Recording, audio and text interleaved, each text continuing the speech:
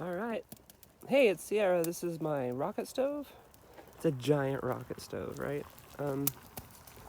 Move that off the heat for a second. So it's built out of just paver stones that were laying around here on the property and some big cinders on the bottom. I leveled out the ground with a level and a shovel and set the pavers. Makes it a lot easier. Do not try to do this without a level. Or at least a straight edge, right? Like you can kind of guess level if you've got a straight edge to scrape the ground with. But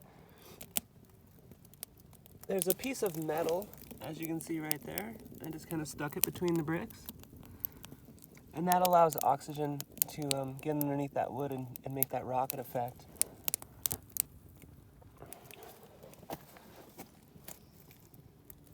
These bricks right here are your trick. Those ones, you just stick them in a little bit from all the other bricks on either side. And then you can kind of cantilever the next ones out over it. It's beautiful. So it allows you to stick your sticks all the way back into here. And then I do have a little metal up there to keep the chunks and sparks from flying around. We do have high fire danger here in Northern California. I found you can cook an entire meal on this thing and boil water at the same time. When it's really ripping, you'll get flames kind of shooting out all these corners of the brick. Keep your pan handles over the bricks, right? That way they don't catch on fire or get too hot. And then you can set like your water here. You have a pan cooking here.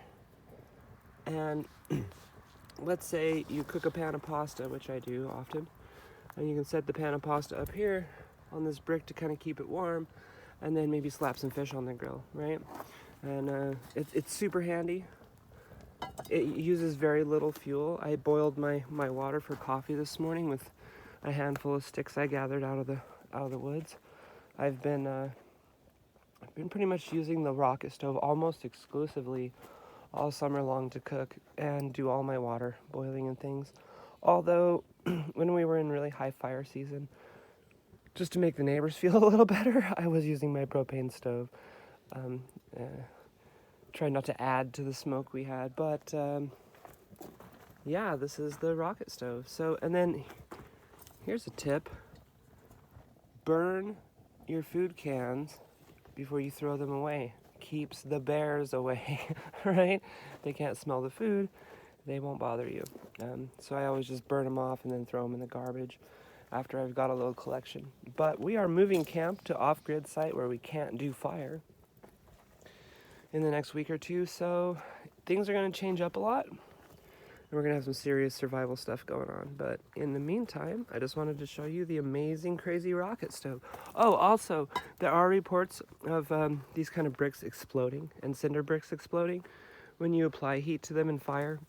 And I will just say that newer bricks can retain some moisture from manufacturing, and those are the ones that are more likely to pop. And also, if they're really wet and have been soaking up water. But a good dry brick should not give you a problem. So old bricks are best. I like to find some old dry bricks that have been sitting around. These are 20 some years old. And they were just sitting around, so we built a rocket stove out of them, and that kind of did it. All right, thanks, bye.